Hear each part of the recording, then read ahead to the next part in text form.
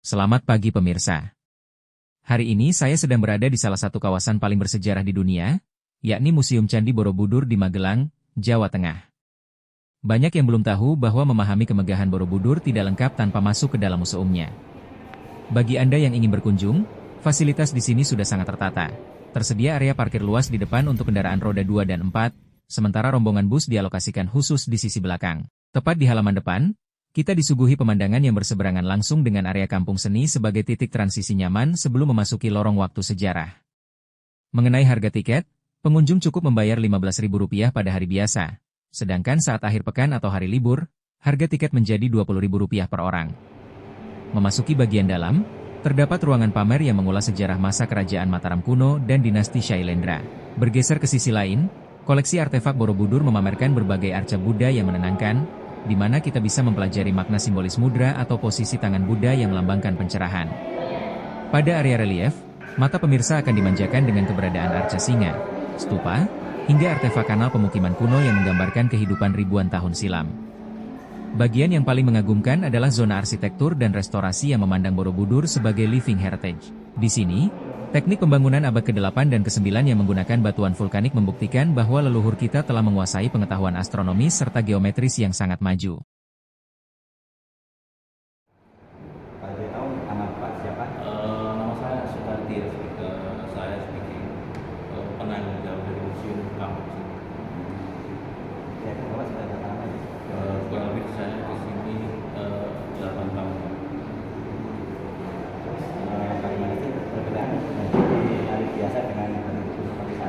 Ya kalau di hari biasa itu lebih ke sedikit jalan kan memang kebanyakan orang-orang itu beraktivitas, jadi untuk pengunjungnya pilih di kemungkinan Sabtu Minggu lumayan ramai dan hari libur yang lainnya.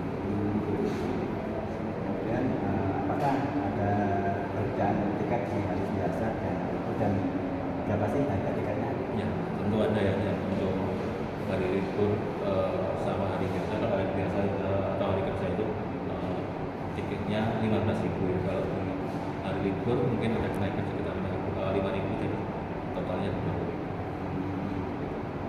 Kemudian kira-kira bagi pengunjung yang ingin datang ke museum ini dimulai dari mana ya Pak?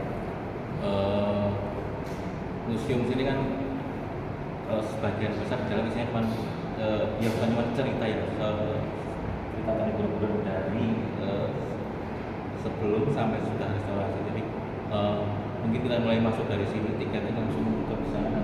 Belakang nanti juga ada tidak lain juga ada.